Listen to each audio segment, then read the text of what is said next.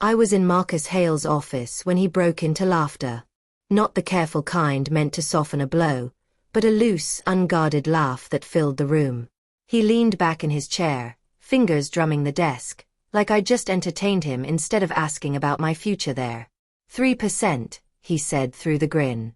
If that's not enough, take it up with someone else. The sound of it hit harder than any outright refusal. In that moment, I understood exactly how he saw me. Nearly a decade of work, reduced to something amusing. I thanked him for his time, kept my face neutral, even smiled. Anger demands noise. Resolve doesn't. And mine had just settled in. I used to think loyalty counted for something. I joined the firm when it was little more than ambition and stress held together by caffeine. I tackled the messes no one claimed, stayed long after the lights should have gone out, fixed mistakes made by people he hired and refused to fire. When clients questioned his decisions, I smoothed things over, protected the image he relied on. The company expanded. New offices, new contracts, new praise. My role stayed frozen. Any raise came wrapped as a favor. You're fortunate, he'd tell me. Others would beg for this seat. For a while, I believed that story. There were good moments once. Celebrating a hard-won deal with cheap liquor, his arm slung over my shoulder, calling me family. I let that word cloud my judgment. Family doesn't nickel and dime you, I thought.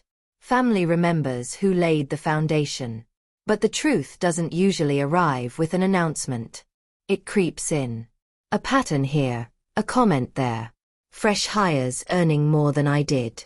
Ideas I developed reappearing in meetings under his name. More responsibility, less access. Then came the mistake that changed everything. An internal email forwarded to me by accident. A spreadsheet reviewing salaries.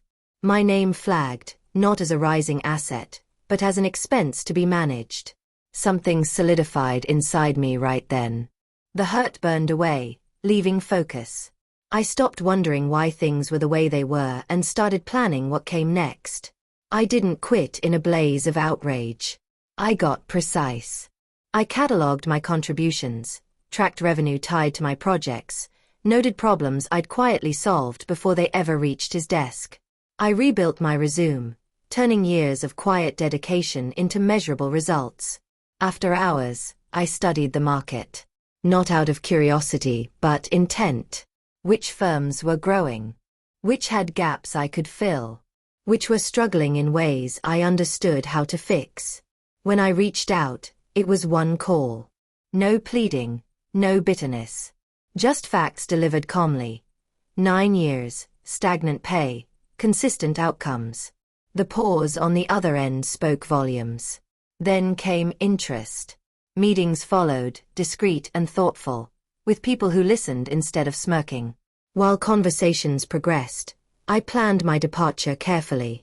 I secured my personal records, reviewed my contract word by word, ensured nothing I did violated it. I scheduled deliverables so nothing would implode overnight, but also so my absence would be felt. When the offer arrived, I didn't rush. I read it slowly. Then again. And once more. 3 times my salary. A real title. Authority to match responsibility. They didn't frame it as kindness. They called it fair. I accepted with a single word. My resignation was simple. 2 weeks' notice, handed over on a quiet Monday. Marcus smiled again, that same easy confidence. You'll come back, he said. I almost respected the certainty. By midweek, the company I was joining announced a major expansion. Clients started calling him, uneasy, asking questions. By Friday, he understood. He summoned me back to his office. This time, there was no laughter. You're really going to them? He asked. I confirmed it. What are they paying you? I told him. His expression shifted, shock, quick math, then fear. I can match it, he said. Let's talk this through. I leaned forward, steady and composed. You already told me to take my concerns somewhere else. The silence that followed was earned. What happened next was louder than any confrontation. Projects slowed. Deadlines slipped. People I'd trained and supported began leaving too, not at my urging, but because they'd been watching. His grip weakened. Clients noticed. The rival firm didn't just hire me.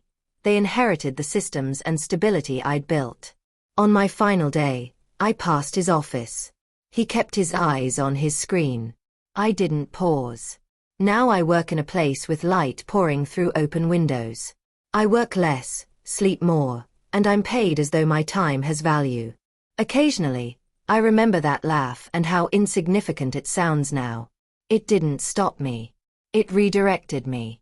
This isn't about money. It's about being seen. I didn't tear anything down. I simply stepped away. And when he finally understood what I had been worth all along, it was already far too late.